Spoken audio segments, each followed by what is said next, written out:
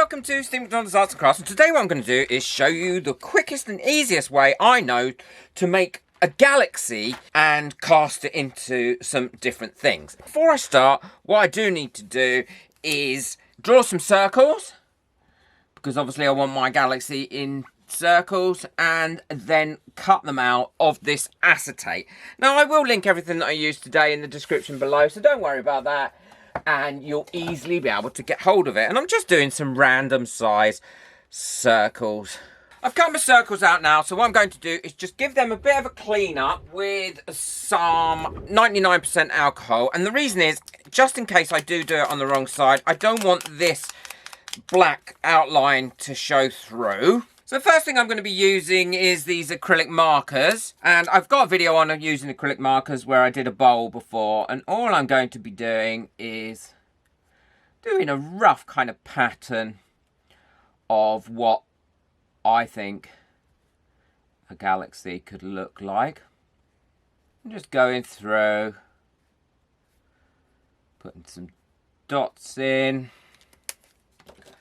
adding a bit more colours to it. So I've done these two, and I've used the acrylic Posca pens to do that, and I've done two very different ones. Well, I've finished those two, and they were done just with the pens, and now I'm going to use some mica powder on these. But before I use the mica powder directly on these, I'm just going to give them a quick spray with the silicone mould release, because I find that that helps with the mica powder sticking much nicer to the acetate rather than just like not really sticking. And I'm going to be using a variety of mica powders and the little micro brushes to put this on. And can you see what I mean now? The actual mica powder does stick so much nicer to the acetate if you've got a little bit of mold release on there. And I just swipe around. I never really have a idea of what they're going to look like until they're finished. I'll also be using some of my makeup brushes as well, because I just find that you get a great result with these. They're lovely and soft brushes, and they tap out nice and easy. And I will build up layers of colour on here. And I'll just go ahead and carry on building up some layers, and then I'll show you what they look like when I've finished those. Well, that's the mica powder ones done, and I've also just dotted a tiny bit of glitter on there. And now the next way I'm going to do it is using the J-Diction UV resin, because it's a great UV resin, and it allows me to just put it in tiny bits where I want it and to get a nice result. Now, the J-Diction resin is actually one of the best UV resins I've ever used, and also it is an amazing price, and I will link that down in the area below. And all I'm doing is popping a little blob of that on the side there like that, and then what I can do is just add in what I want to add into it, and then give it a bit of a mix round and put it on. So this one's going to have a bit of glitter in it, bit of silver glitter. Just give that a bit of a mix like that, and then just pull that in and around, and then do the same for this one as well. And then add any other colours that I want using the same method. And I can use mica powder as well in this. And I'll go ahead and do that using exactly the same method. So now I've got these ones done, and I've run the UV resin through with different colours. All I need to do is set these up, and I'm just putting my torch on them. I've had my resin mixed up now for about 10 to 15 minutes, so that makes it nice and thick, and that way it's much easier to be able to, in effect, dome these pieces of acetate, and for the stuff that I've got on the acetate to absorb into the resin. I just want to say a quick thank you to all my members whose names are coming up now, and if you'd like to become a member, the join button is in the description below. Pop in any surface bubbles and then letting these cure up. Now these are all cured up, what I need to do is remove the actual piece of plastic off the back, or piece of acetate, and it comes off fairly easy. If you just flip around the edge, then what you should find is you'll get a little edge, and then it'll pull apart, and then you get what's left there. And this is the one we did with the UV resin. That's come out really pretty. You don't want that plastic on it. You could use that again, wipe it off, clean it up. I'm ready now to embed these into my moulds, and they will embed in virtually anything that you want to embed them into. Just a quick thank you to all the people that bought me a coffee last month, And your names are on my coffee board. The link for buying me a coffee to help support my channel and to say thank you is in the description below. So now I've got my resin in there. It's been sitting in these moulds for about 2 hours. So I've let it cure up somewhat before I push these down.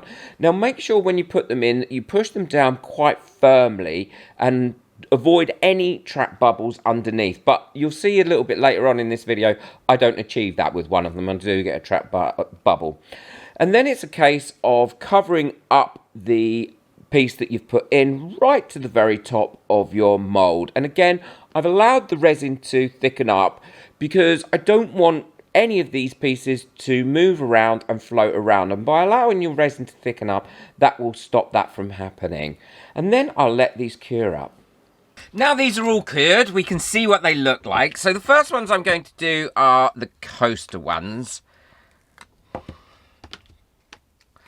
And I love how the coaster ones come out. Although I did obviously get an air bubble trapped underneath when I put it into the resin, which is a bit of a shame, but I didn't on that one because I pushed it down quite hard. But can you see, because you've taken off that backing, you can't see anything that it was an extra piece that was put in. It just blends in lovely. It's an easy, simple way of giving your coasters or anything that you want to make a great little personal design. So let's have a look at the square one. I popped some glitter behind it because I wanted it to have a little bit of a glitter background, and that I think has come out really pretty. I love the shape that is.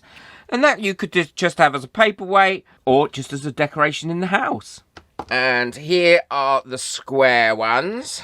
And I love the way that they've come out, and you could easily turn those into some pendants by just drilling a little hole in the corner using your Tiswell tool. In fact, I'll quickly do that. So to turn one of these into a pendant, all you need is a little hand drill, or if you've got one, the Tiswell rotary tool, which is such good value and so easy to use. It comes with a flexi shaft. Just make your decision on which way up you want it. So I'm going to put it there. See how easy that is. This tool has got to be one of the best tools you can get for your resin studio or your arts and crafts, to be honest. It's so useful. And then just take one of these little push bales or crimp bales. I can never remember what they're called. Pop that in there like that. And then you've got a nice pendant. Easy to wear and just so easy to make as well. And you could even make a second one. Or turn them into earrings. Well, I hope you've enjoyed this project. Let me know what you think of it in the description below if it's really helped you out. I'd be really interested to know what you think. If it's your first time visiting me, please hit that subscribe button and ring your notification bell so you get notified so you don't miss out on any of my future videos. And if you'd like to buy me a coffee or get hold of anything that I've used today, then all you need to do is click on the description and everything I'll list in the description below. And please, boop that like button. Take care, enjoy your resin. Bye.